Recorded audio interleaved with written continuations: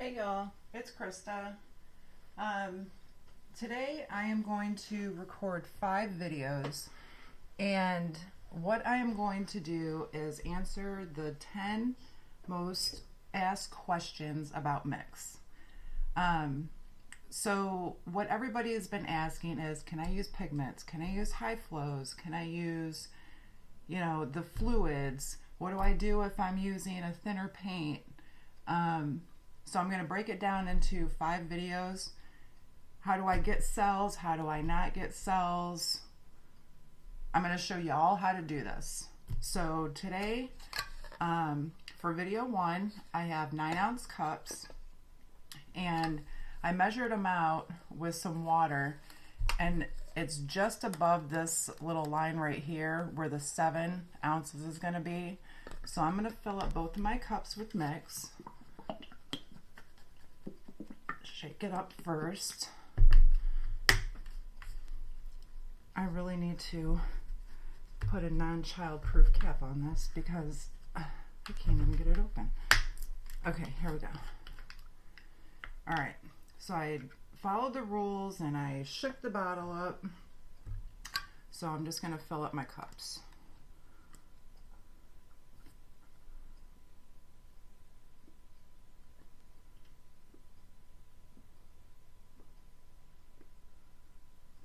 Okay, so I've got my 7 ounces in this cup.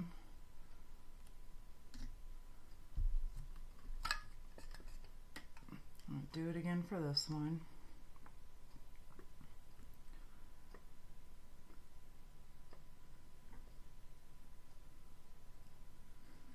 Okay. And the reason why I'm doing these is because the ratio to these is different than 7 to 1. 7 to 1 is for your tube paints and your deco art in the tubes and things like that. So I'm going to show you how to use the high flows first. The high flows, you want to make sure you mix them up, make sure that little ball goes rolling in there. You are going to just use enough to make your color the way that you want it. So I'm just going to put in drops.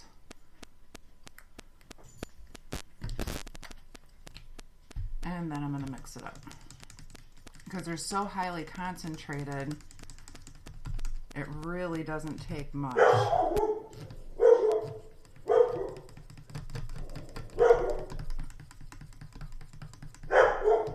So that was just a few drops, and I've already got this lighter peachy orange color. You want it darker?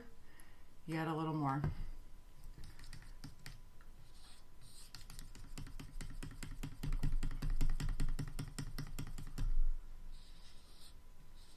Scrape the edges of your cup.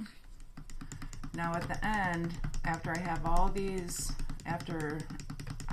colors mixed up, I'm going to do a painting so you can see that they all will work together no matter what type of paint you want to add into MiX.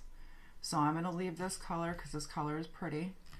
I'm going to leave this color as it is, and I'm going to show you I'm going to set that aside. I'm going to show you how to do pigments. Now I have found that pigments, you cannot use them by themselves. They will bleed.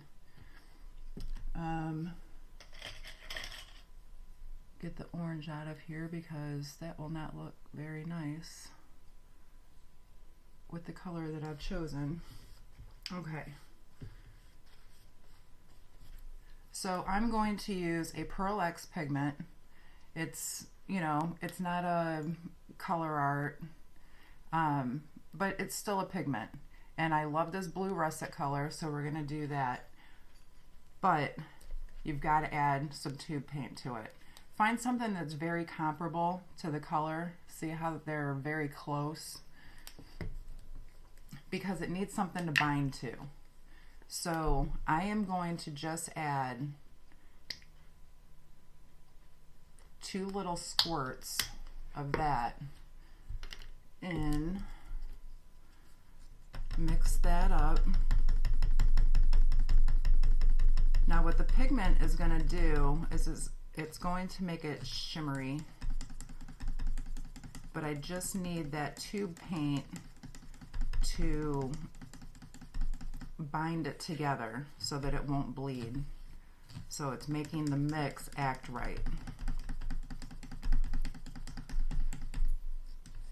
See, only putting that little bit. I'm not anywhere near the color because I didn't put one ounce into my 7, but it's not going to make a difference as soon as I add the pigments in. Okay, so when I add my pigments, I just have these little skewer with the paddle on them, and I just take 1 little scoop. You don't want the scoops to be too big, 2 scoops. And then I'm going to mix that in.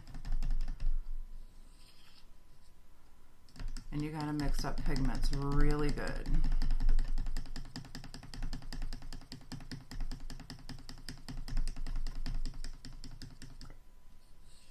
I usually let my pigments sit because they need that time to break down and let the powder soak up the actual medium. See that nice cranberry color we're getting? And it will be super shimmery because of the pigments. It dries super cool.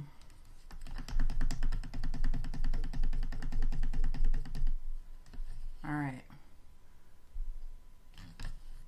So there is, see how some of it hasn't broke down yet? You just have to keep coming back and stirring it. It will break down. You just have to be patient and come back and just, if I had used color art, it would have broke down because I think it's finer than the Pro X, but you get what I'm saying. Okay, so there's the first 2. This one's just high flows and pigments. So stay tuned for my next one, and I'm going to show you how to use something else. Bye.